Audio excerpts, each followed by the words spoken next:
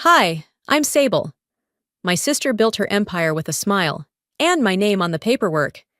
They said it was a misunderstanding when she slapped me, pregnant, in front of our whole family. But the lie didn't start there. It started with quiet rooms, missing documents, a will that suddenly had my name erased. Now they want me to stay silent, for the family. But what happens when the quiet one keeps the receipts? And what if the truth I'm holding is the one thing that can break everything they built? Would you stay silent if it meant protecting the people who erased you? They forgot my name tonight, but I still remember everything my father whispered before he died. I arrived 5 minutes early, not because I wanted to impress anyone, but because the longer I stayed outside in that parking lot, the more likely I was to turn the car around and go home. I'd picked the dress carefully, simple, long enough to hide the fact that I hadn't worn heels in over a year. It hugged my stomach in a way that made me pause before getting out of the car. But I came anyway, because if I didn't, they'd say I was bitter, or dramatic, or that I couldn't handle Velma's big night. The valet opened the door for the car ahead of mine. That car held Velma, flawless in her burgundy gown, stepping out like she owned the air around her. I waited. When the valet reached my door, he looked down at his list, frowned, and just said, "Name?" His voice had none of the "welcome, ma'am" warmth he used moments earlier. "Sable Forrester," I said. He nodded slowly, without looking me in the eye, and took the keys. Inside, I stood at the check-in table. A teenage girl with perfect hair scanned the guest list twice, then smiled in that uncomfortable way people do when they're trying to pretend you aren't a problem. "I don't see your name here. Maybe you're someone's plus one." "No, I was invited." My voice stayed even, but my chest felt like it might split open. Behind me, a few older cousins brushed past. No hello, not even eye contact. I guess I was still invisible to them, same as I'd always been. I took a deep breath, fixed my posture, and walked inside anyway. The ballroom was all gold lights and polished marble. A string quartet played near the far end. People buzzed around round tables, covered in white linen and little signs that read, "Reserved for donors." The air smelled like perfume and power. My stomach turned, and not from the baby. Velma stood near the bar, surrounded by women in designer gowns, and men who smiled too wide. She looked straight at me for a second. No nod, no smile, then turned her head to laugh at something someone whispered in her ear. I wasn't surprised. She'd always been good at pretending I wasn't there. Lorraine, my mother, though calling her that tonight felt like a stretch, glided up beside Velma a moment later. She wore pearls that used to belong to our grandmother. When I was a child, I thought those pearls were magic. Now they just looked like a leash. She kissed Velma's cheek and smiled like this whole night belonged to her too. Then she turned and walked right past me. I might as well have been wallpaper. I sat at a table near the back. No one else joined me, not even a glance from across the room. I reached for my water and caught two women whispering as they looked toward me. One of them gestured subtly at my belly. "You must be exhausted, dear," the other one said, when I passed them later near the buffet. "Or are you just bloated from the hors d'oeuvres?" I didn't answer. I just smiled and walked on. There's a kind of peace that comes with not reacting. The gala was officially titled the Gideon Legacy Dinner in honor of my father. My name, not once mentioned. Velma took the mic just before dessert. She spoke about growth, leadership, family. Every sentence had the cadence of a campaign speech. "Everything I do," she said, "every step I take, it's all to honor my father's vision." She paused, looked at the ceiling like she was holding back tears. People clapped, some even stood. Behind her, a slideshow played. Photos of Gideon with colleagues, donors, grandkids. One photo of both of us. But I was off to the side, only half in the frame. I couldn't breathe. I stood up slowly and walked out to the patio. The air was cooler out there, away from the chandeliers and empty compliments. I leaned against the railing and placed a hand on my stomach. The baby fluttered gently. "I know," I whispered.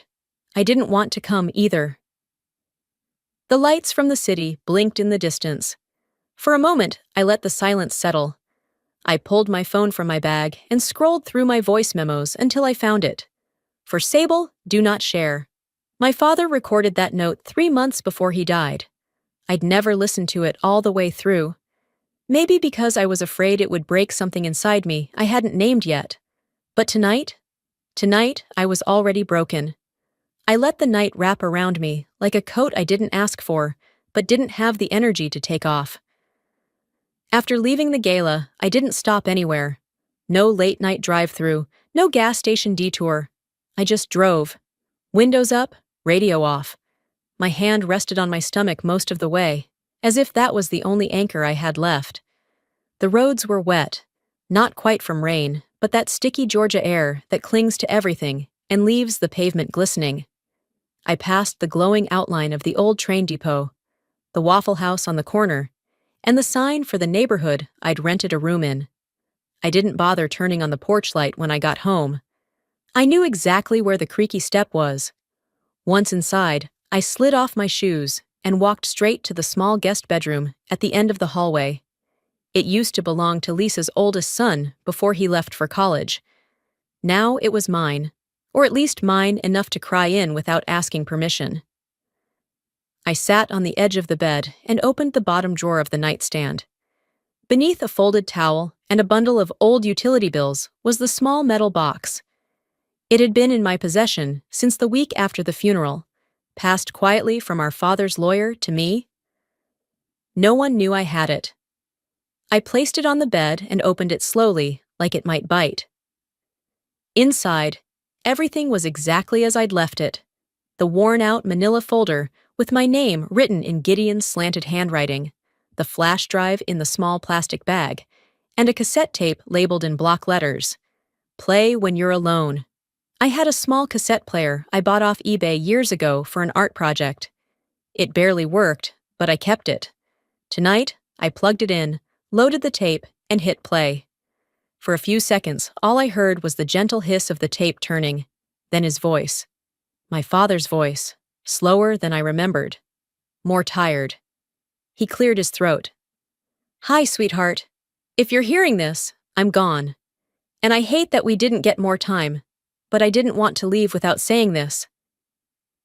I leaned back against the headboard, closed my eyes, and let it wash over me. Velma has always believed louder is stronger. She thinks force wins. I raised you differently. You notice what others don't. You see the cracks. That's why I gave this to you. He paused, like he was catching his breath. There are things she doesn't know I kept.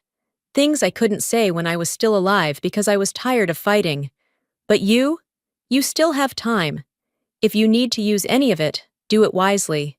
If you don't, that's your choice too.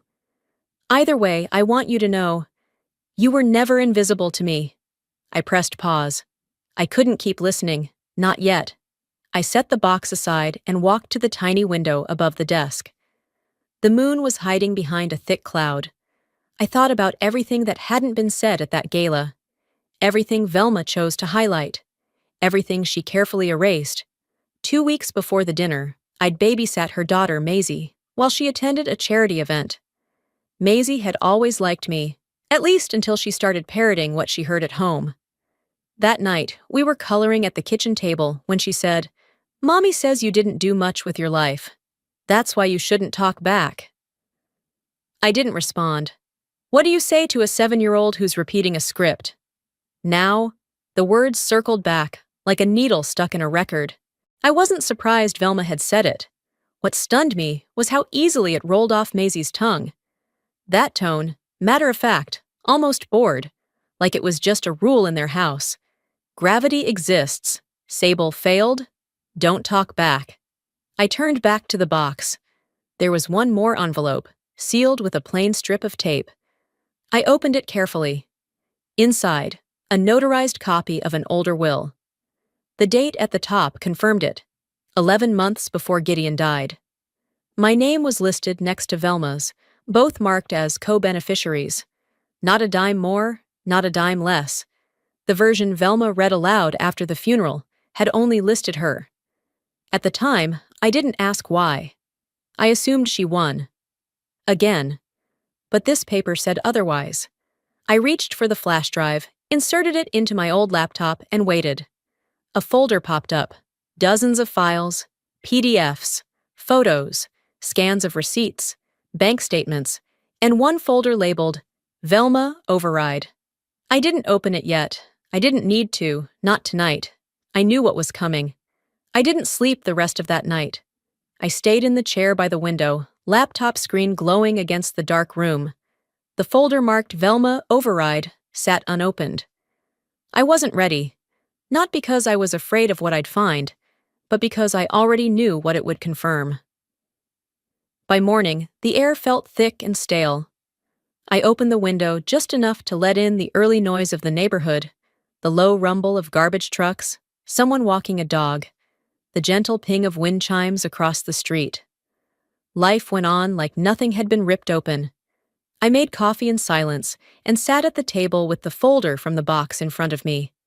A line from my father's voice memo kept looping in my mind. "You were never invisible to me." Funny how one sentence could feel like a gift and a weapon. Around 9, I logged into my father's old tax account using the credentials saved on a notepad he'd once left under a stack of utility bills. It was the kind of thing he did, hiding important information in plain sight, where only someone who really paid attention would notice. The page loaded slowly, but eventually, I was staring at property tax records for the house Velma now claimed as hers alone. But it wasn't just hers. There it was, clear as day. Previous co-owner removed due to address abandonment. I blinked. That wasn't an error. Velma had filed a change of address form, without my knowledge, months before Dad died. Legally, it made it look like I had given up my claim. Abandonment. Like I was some couch someone left on the curb. I clicked through the history and saw the document. Her signature, notarized. My name, crossed out. This wasn't a misunderstanding. This wasn't confusion. This was calculated. That afternoon, I stepped out to clear my head. I walked past the local grocery store, into the small square where an old courthouse stood tucked between a bank and a boutique that sold overpriced soaps. I remembered coming here with Dad once, years ago, to renew a vehicle title. The smell of the wood-paneled hallways hadn't changed. Neither had the man at the front desk. "I'm looking for a copy of a will," I said, "filed after Gideon Forrester's passing." The clerk tapped his keyboard. "Filed under Hanley?" "No. Forrester," I corrected him. "My father didn't legally change his name to match Velma's after their mother remarried. He kept his." The man blinked at me, then nodded and resumed typing. "You're the second person to ask about this will." My breath hitched. "Who was the first?" He didn't even look up. "A woman named Velma Hanley. Came in 2 days before the funeral, seemed in a hurry." I thanked him, barely remembering how I walked out of there. Back at the house, I closed my bedroom door and locked it. Not because I feared anyone would barge in, but because I needed one space in my life that I could control. I sat on the bed, pulled out a notepad, and started listing every time Velma had positioned herself as the one who stayed. Stayed? Is that what she told people? She didn't stay when I took Dad to his chemo appointments. She didn't stay when his tremors got worse, and I had to help him sign checks. She didn't stay when he forgot how to use the remote and called me in tears. Velma stayed when it made her look good. When there was a gala, a fundraiser, a ribbon cutting, she stayed for the applause. But when it was just me and Dad in a house that smelled like medical wipes and soup, she was nowhere. I remembered one night, a few weeks before he passed. I was sitting next to him in the den. He was wrapped in that old army blanket, the one he refused to throw away even though it scratched like sandpaper. He turned to me and said, "Don't be loud, Sable. Be exact." At the time, I didn't understand what he meant. Now I did. I wasn't going to scream. I wasn't going to plead. I was going to be precise. So I backed up the files. I scanned the documents. I uploaded the voice memo to an encrypted drive. I labeled everything clearly. For legal use. Original will. Handwriting match. Forgery evidence. I didn't call a lawyer yet. Not because I didn't want to, but because I wanted the next step to be on my terms. I wasn't here to win a fight. I was here to make sure the fight was recorded. The next few days passed like wet concrete, slow, heavy, and impossible to move through without effort. I didn't rush to do anything. I just let the weight of what I knew settle in all the right places. But by Sunday afternoon, I got a message from Lorraine. Just 3 words. Dinner at 6. No explanation, no apology, no question mark. At first, I didn't plan to go.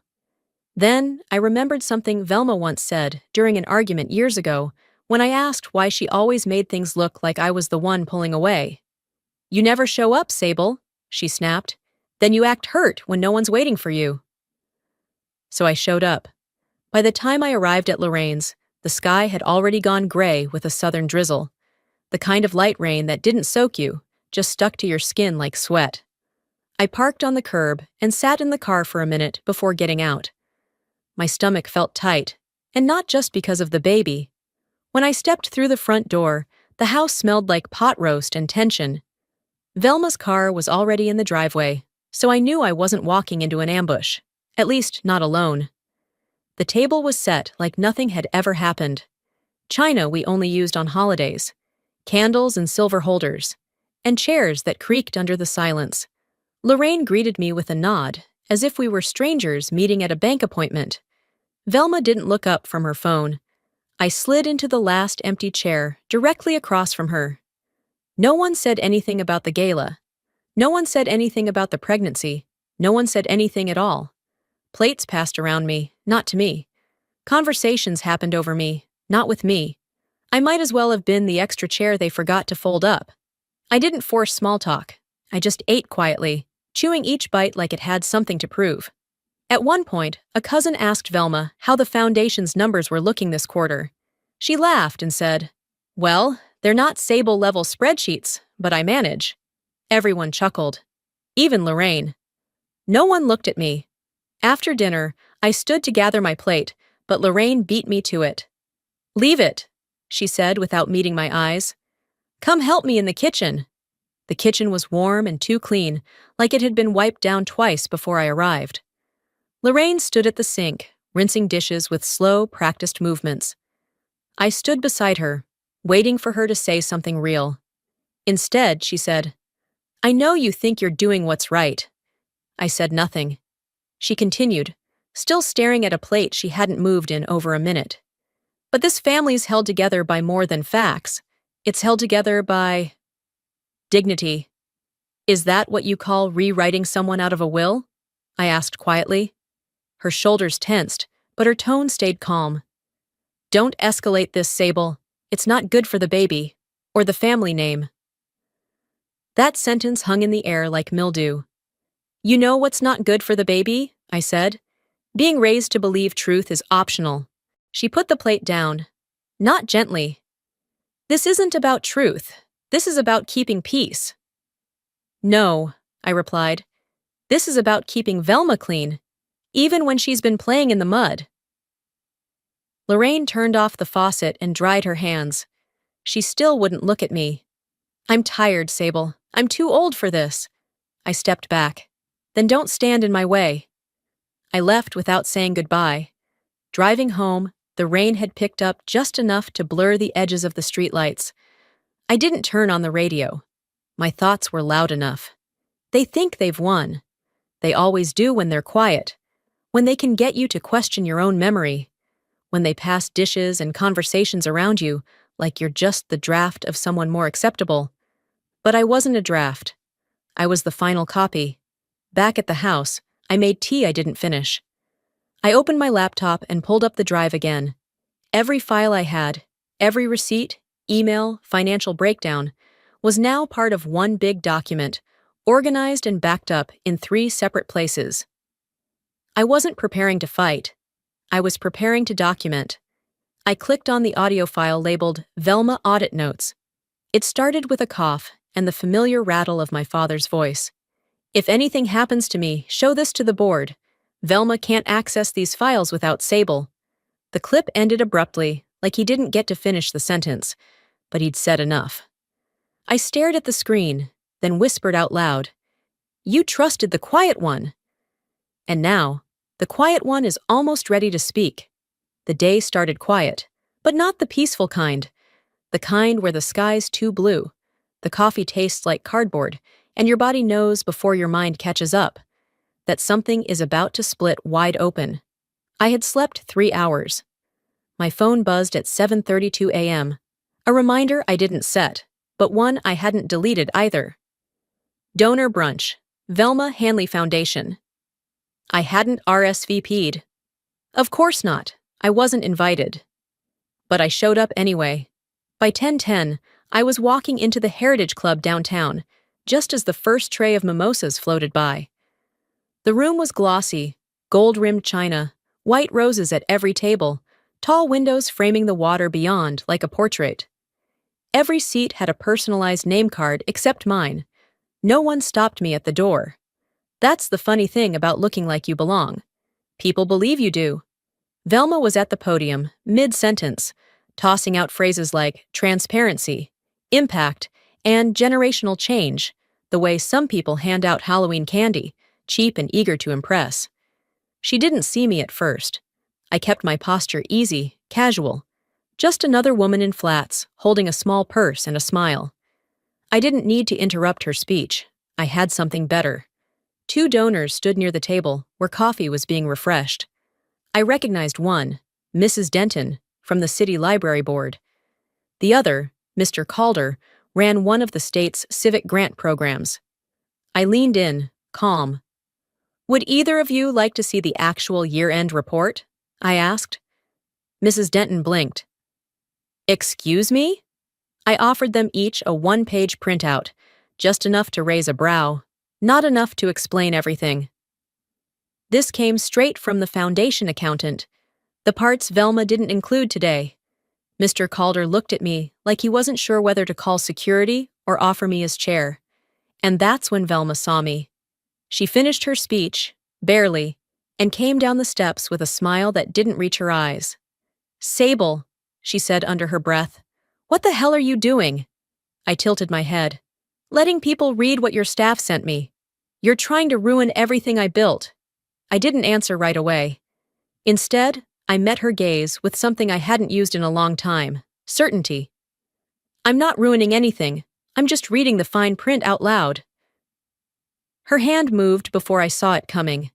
A sharp sound cracked through the air, the back of her palm connecting with my face. It wasn't hard enough to knock me down, but it was hard enough to stop the room. The clinking of glasses, the quiet buzz of networking. It all stopped. I reached up and touched my cheek. My skin stung, but I didn't flinch. A waiter gasped. Someone snapped a photo. Another person whispered, "Is she pregnant?" Velma froze.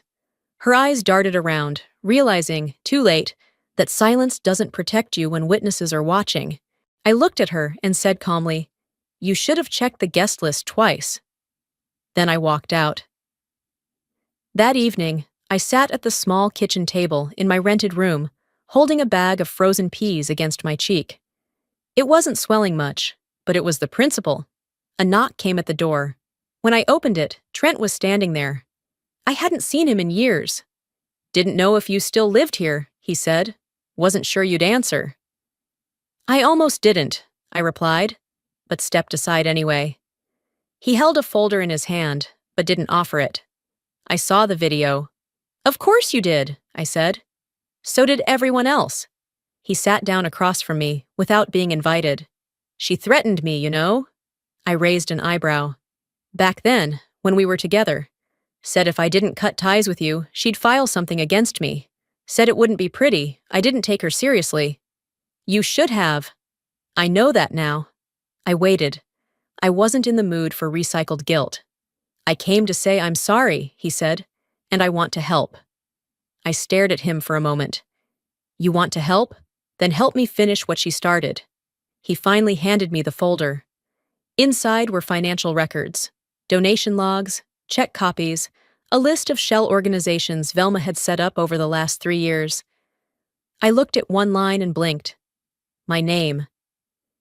She signed off using my name, I whispered. She didn't just erase you, Sable. She used you. I nodded slowly. And now we use this. We spent the next hour organizing every piece of information, highlighting inconsistencies, mapping transaction trails, connecting shell companies. It was like watching the foundation she loved so much unravel stitch by stitch. By midnight, I uploaded the entire file set to a secure portal labeled Whistleblower Gideon Trust Fraud File. Then I sent a single message to Catherine, my attorney. Everything's ready. I'll be at the press briefing tomorrow. I closed the laptop, took a breath, and whispered into the quiet. She opened that hand to strike me. But I was already holding the match. I didn't sleep that night either, not really. My body went through the motions, brushing my teeth, folding the blanket, shutting off the light. But my mind stayed lit, pacing inside my head. By the time the sun was up, the damage had already made its rounds. Trent texted just after 7 a.m. Have you seen the news? I hadn't. But I knew. The kind of knowing that settles in your bones before your phone even lights up. I poured half a mug of coffee, sat on the edge of the bed, and opened the first article. Then the second. Then the tags. Slap, the quiet one. Hanley, hypocrisy. Donor darling turns violent. There it was, in 1080p. Velma, mid-swing. My face tilted. The entire room frozen, like they'd witnessed a car accident they weren't supposed to talk about. Every local station was playing it on loop. National outlets were beginning to pick it up too, each calling it a moment of high society cracking under its own image. In the background of one clip, someone gasped, "She's pregnant!" That was all it took. The media had a story, and Velma's team was scrambling. Trent walked into the kitchen 30 minutes later, fully dressed with that lawyer look again. Tie loose, jaw tight. "You're not reacting," he said, watching me from the doorway. I didn't look up from my screen. "I'm already past the part where I react. I'm into the part where I respond." He nodded once. "Let's get to it then." We moved to the table, pushed aside last night's tea mug, and opened the laptop. I pulled up the internal records he'd helped me gather, each one with forged entries, inflated donor names, and my own name tucked neatly into invoices I'd never seen before. Each document told a story. Shell companies using the foundation's funds to redirect money into fake programs, eventually deposited into accounts overseas. She'd signed many of them, not just with her name, but mine. Sloppily. Without my knowledge. What was she thinking? Trent asked, shaking his head as he clicked through a set of emails Velma never thought would surface. This isn't just unethical, it's criminal. She wasn't thinking, I said. She was performing. She thought she could write whatever script she wanted, and the audience would keep clapping. I paused, scrolling to a transaction labeled under a charity initiative called Voices for Grace. That's what she named her empowerment fund, right? I asked. He checked. Yeah, the irony's thick. We sat in silence for a beat. The hum of the refrigerator filled the room. I used to wonder why she kept me close, I said finally, even when she barely spoke to me. Now I know. I was the alibi, the silent sister, the extra name on the ledger that no one would question. Trent exhaled slowly. Well, she messed with the wrong quiet one. I opened a blank document. The digital report was clean, clear, and damning. I titled the file, Hanley Financial Irregularities, for disclosure. The subheading? Compiled by Sable Forrester, co-beneficiary, co-author, co-erased. By noon, Catherine had responded to my email with one sentence. We have enough. She called 5 minutes later. This is solid, Sable. Not just legally, but optically. If we time this with the current media narrative, we can push for an investigation and protect your stake. I leaned back, letting her words settle. There's just one condition, I said. She paused. Go on. Let her try to discredit me first. Let her drag out the act, denials, half-statements, all of it. Then we dropped the ledger. Catherine was silent on the line for a beat too long. This is risky. I'm not looking for revenge, I said. I want people to see what she built her house on. before they see it fall. There was another pause. Then, I'll time the press release accordingly. The call ended. I stared at the folder on my desktop for a long time before hitting compress and encrypt. I titled the file, Whistleblower, Gideon Trust Fraud File. I uploaded it to 3 places: the law firm's server, a personal cloud drive, and a portable flash stick tucked into a Ziploc bag in the bottom of my sock drawer. At 11:57 p.m., I was still sitting in that same chair, the glow of the screen soft on my face. Then the email came in. Subject line, from Lorraine, urgent.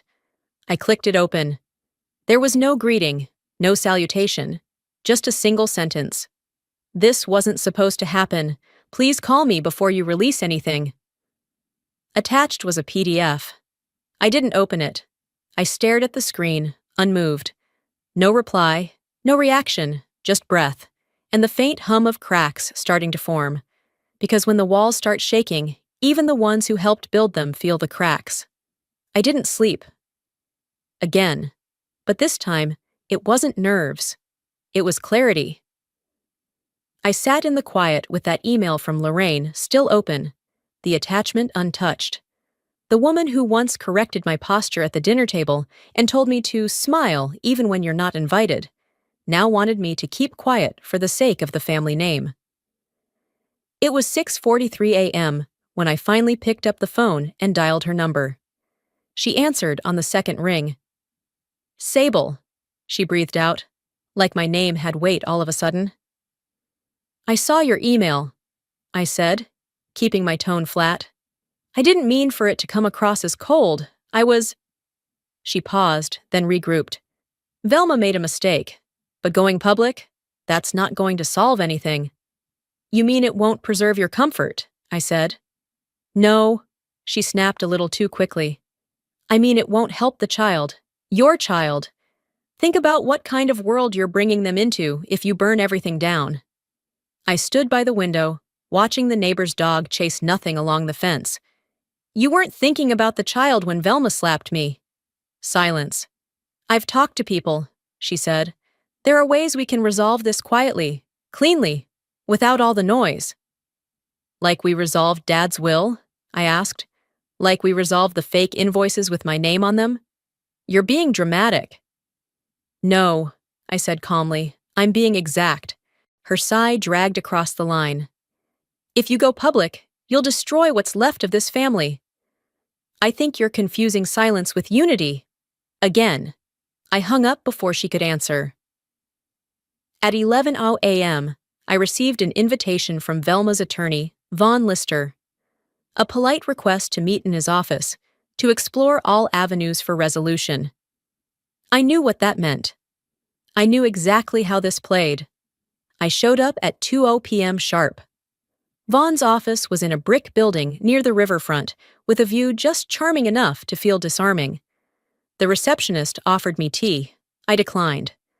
The moment I stepped into his office, he stood and extended his hand like we were business partners. Sable, he said.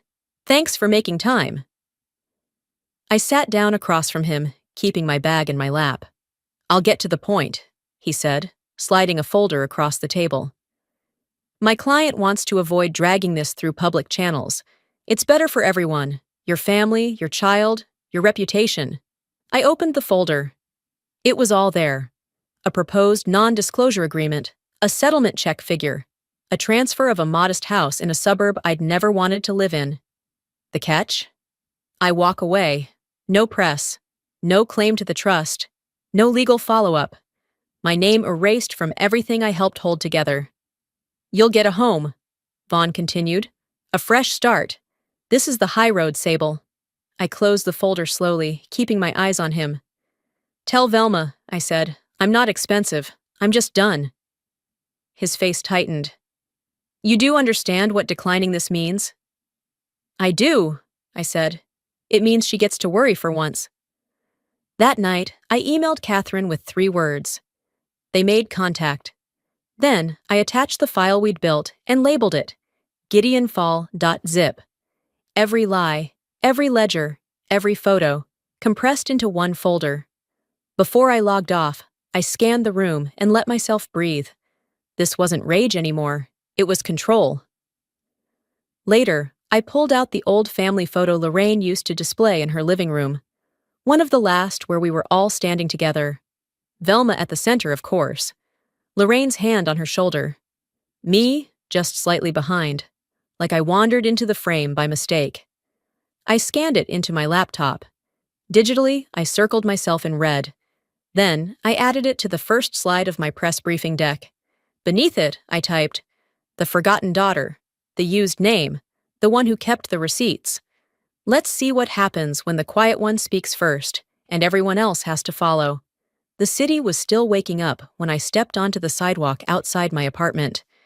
The air smelled like dew on warm brick, one of those mornings that made Savannah feel timeless, like you could step back a century just by turning the corner.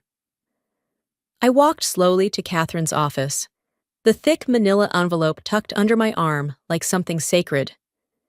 Inside were the documents, the audio files, the photo I'd scanned the night before. The red circle around my face felt like a wound and a warning. The press conference wasn't scheduled until 9, but when I arrived just past 8:30, the sidewalk was already lined with folding chairs, news vans, and too many people holding lattes. They didn't seem to drink. Catherine met me outside. "You don't have to go in," she said. "We've got everything ready. I'll be speaking. You're the source. Stay out of the frame." "That's the plan," I told her. "I don't need the spotlight, just the truth to land." We stepped inside together. Velma was already at the podium, smoothing the front of her navy blazer like nothing could wrinkle her. Her voice floated over the speakers. Polished, familiar. "I want to thank the community for their continued support during what has been an emotional and often mischaracterized week," she went on, painting herself as a woman under siege, a leader misunderstood, a sister who'd been taken out of context. Catherine and I stood at the back. She handed thick, sealed folders to each journalist present. Some opened them right away. Others clutched them like evidence in a courtroom. Within seconds, the murmurs began. One reporter held up a page and asked, "Is this the original will?" Another flipped to the invoice pages. "Did you authorize these signatures?" Velma's face didn't flinch, but her hand gripped the podium tighter. "Those documents, whatever they are, do not reflect the operations of our foundation," she said. "This is a smear campaign orchestrated by individuals with personal agendas." Then Catherine stepped forward. "Those documents were certified by a third-party forensic analyst. The will was filed with the county recorder's office and predates the version used during the estate settlement. As for the financials, there are 43 invoices across 3 shell accounts, all linked to the Gideon Trust. Most were signed using 2 names. One of them is standing behind this podium." Velma opened her mouth but didn't speak. That was the first time I'd ever seen her speechless without meaning to be. I left before the questions got ugly. Catherine knew what to do from here. Downstairs, in the break room, usually reserved for paralegals and interns, I sat with my phone turned upside down. I didn't need updates. I didn't need alerts. What I needed was quiet. Trent walked in, 2 coffees in hand. "I figured you hadn't had one," he said. "You figured right." He handed me the cup and didn't ask how I was. He just sat beside me and waited. After a few sips, I said, "I didn't think it would feel like this." "Like what?"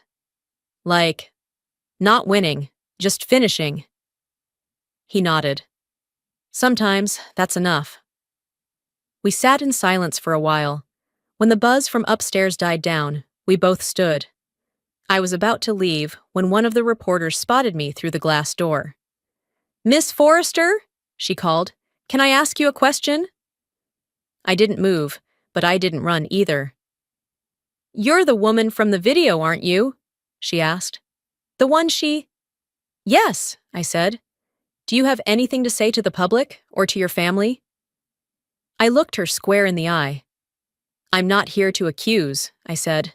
"I'm here to remember out loud, because silence cost us too much." A pause. No one said anything. Then I turned and walked toward the exit. Outside, the light had changed. The press was still outside, but no one followed me. No camera in my face, no mic shoved under my chin, just me and my steps. My phone buzzed once. Lorraine. I didn't answer. Instead, I walked past the crowd, past the parked cars, past the bakery that had just opened its doors for the morning rush. I stopped at the corner and placed my hand gently over the curve of my belly. "You'll be born into truth," I whispered. "Not wealth, but not lies." And that, I knew, was more than enough. 3 weeks passed, quietly. No headlines, no microphones, no more calls. Lorraine never followed up on her message. Velma. She vanished from the social calendar like a canceled parade, no longer welcome at charity luncheons or featured in the Sunday bulletin at St. Agnes.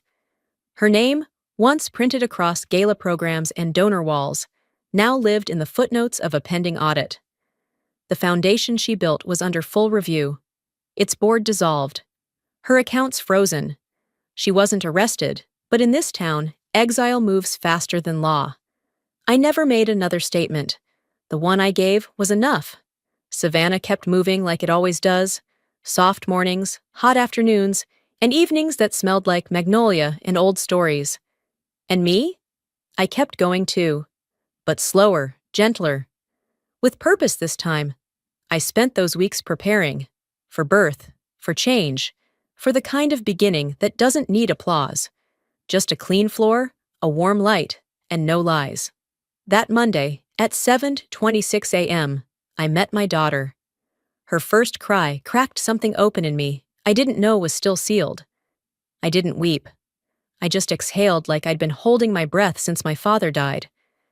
They asked if I wanted to list the father. I said, "Not today." I named her Elia Grace. Not a family name. Not something passed down from a line that forgot how to listen. Her name was hers. A beginning without baggage.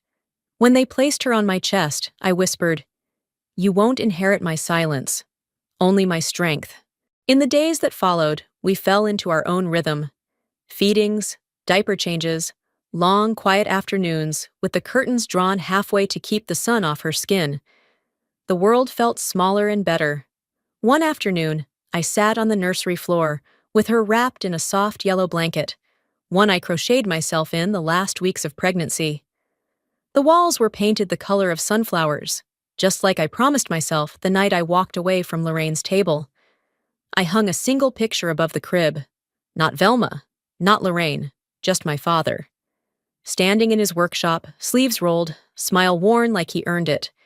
It reminded me of who saw me first. Trent stopped by one evening. He didn't come with speeches or expectations, just diapers and coffee and an awkward offer. "If you ever want a co-parent in any form," he said, "I'm here, no strings." I smiled, tired but real.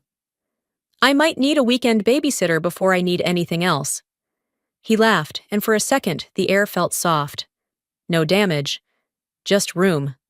A few days later, Catherine called. "Velma isn't filing any motion. She's done." "Good," I said. "So are we." There was no celebration, no corks popping or hugs exchanged. Just the click of an email sent, and a feeling like setting down a heavy box you'd carried too far. That night, while Elia slept in the bassinet beside my bed, I opened my journal and began to write her a letter. Not because I needed to unburden anything, but because she deserved to know the truth before the world tried to tell her otherwise. Elia, I was the quiet one, but I remembered everything, and because of that, you won't have to. You'll grow up knowing the cost of secrets and the value of your own voice. You won't be raised on stories that sound sweet but rot underneath. You'll be raised on real things, like this city's smell after rain, and how strength isn't loud but steady. How sometimes the best thing you can do for a family is to stop pretending one still exists when it doesn't. You won't have to keep anyone's name but your own. You're not a legacy, you're a clean page. I folded the letter and slid it into the back of the journal, tucked between notes on feeding schedules and milestone checklists. Then I sat by the window, Elia curled on my chest, and watched the sky shift from purple to gold. No vengeance, no apology, just a mother and a mourning. Legacy isn't what you inherit, it's what you stop repeating.